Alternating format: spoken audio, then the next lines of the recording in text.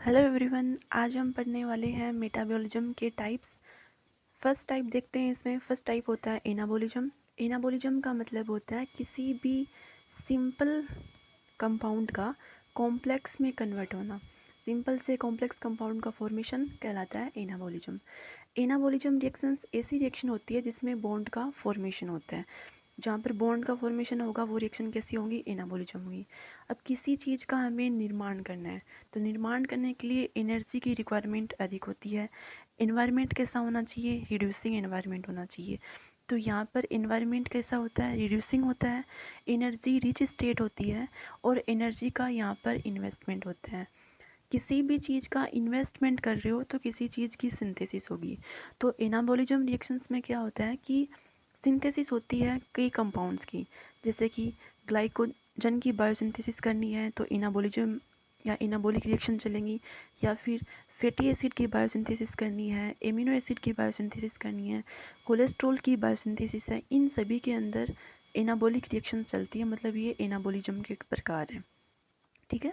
उसके बाद हम देखते हैं एनाबॉलिक रिएक्शन चलाने के लिए हमें एनर्जी की रिक्वायरमेंट होती है। तो एनर्जी में एटीपी, एनएडीपीएच और एनएडीएच, एनर्जी की जितनी भी स्टेट हैं उनकी अमाउंट अधिक होगी तभी एनाबॉलिज्म रिएक्शन होगी। यदि इनकी अमाउंट कम होगी तो कभी भी एनाबॉलिक रिएक्शन नहीं हो सकती। इसके अलावा ब्लड में ग्लूकोज का लेवल हाई होना चाहिए और इंसुलिन का लेवल हाई होना चाहिए, तभी किसी चीज़ का फॉर्मेशन हो सकता है। यदि ब्लड में ग्लूकोज का लेवल कम होगा तो कभी भी एनाबॉलिक रिएक्शन नहीं चल सकती। फिर तो कैटाबॉलिक रिएक्शन चलेंगी। तो ब्लड में ग्लूकोज का लेवल अधिक होना चाहिए और इंसुलिन भी अधिक होना चाहिए ताकि एनाबॉलिक रिएक्शन चल सके। ये था फर्स्ट टाइप एनाबॉलिक। अब हम देखते हैं सेकेंड टाइप, जिसको बोलते हैं कैटाबॉलिक।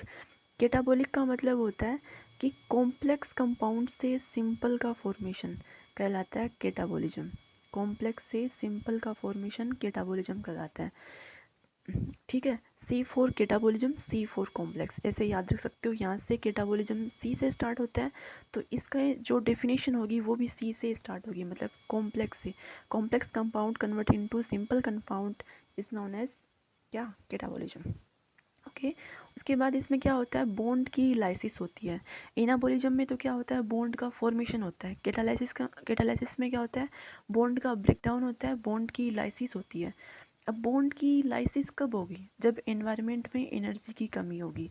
ठीक है। तो एनर्जी डेफिशिएंट होनी चाहिए, या फिर बोल सकते हैं कि ऑक्सीडेटिव एनवायरनमेंट हो, तब कैटाबॉलिज्म रिएक्शन चलती है। इस केस में क्या होगा कि एनर्जी रिलीज होगी। एनाबॉलिज्म में क्या होती है? एनर्जी इन्वेस्ट होती है। यहाँ पर क्या होती है? एनर्जी रिलीज होती है। इसमें वो रिएक्शंस आती हैं जिसमें किसी भी बॉन्ड का ब्रेकडाउन होता है। जैसे कि हम बात करते हैं ग्लाइकोलाइसिस। ग्लाइकोलाइसिस में क्या होता है? ग्लूकोज का ब्रेकडाउन होता है। तो ये किसका एग्जाम्पल हो गया? कैटाबॉलिज्म का। तो ग्लाइकोलाइसिस हो गया। एमिनो एसिड ऑक्सीडेशन हो गया, फैटी एसिड का ऑक्सीडेशन हो गया, जैसे कि बीटा ऑक्सीडेशन है। ग्लाइकोजन का ब्रेकडाउन हो गया, एचएमपी पाथवे हो गए। ये सारे एग्जाम्पल हैं किसके? कैटाबॉलिज्म के। अब कैटाबॉलिज्म रिएक्शन कब होगी? जब एनर्जी कम होगी। एनर्जी कम है मतलब एडीपी, एएमपी, एनएडीपी, एनएडी, इनकी अमाउंट अधिक होती है। सेकंड क्या होना चाहिए कि ब्लड में ग्लूकोज का लेवल कम होना चाहिए। ग्लूकोज का लेवल कम होगा तभी ब्रेक डाउन होगा बॉन्ड्स का। ठीक है। या फिर हम बोल सकते हैं कि ग्लाइकोजन की अमाउंट अधिक होनी चाहिए। ग्लाइकोजन अधिक होगा तभी तो उसका ब्रेक डाउन होगा ना। तो ये सेकंड टाइप होगा जिसका नाम है कैटाबॉलिज्म। एक थर्ड टाइप और आता है जिसको बोलते हैं एम्फीबोलिक रिएक्शंस। एम्फीबोलिक में क्या होता है कि जिसमें एनाबॉलिक रिएक्शन भी होती हो, यानी कि बॉन्ड का फॉर्मेशन भी हो, और कैटाबॉलिक रिएक्शन भी हो, यानी कि बॉन्ड का ब्रेकडाउन भी हो। इस प्रकार का जो टाइप होता है उसको बोलते हैं एम्फीबोलिक, और इसका एग्जाम्पल है TCA साइकिल या क्रेब्स साइकिल। ठीक है। तो इस प्रकार से हमारे मेटाबॉलिज्म के टाइप्स कंप्लीट होते हैं। If you like this video then like and share this video and subscribe my channel. Thank you.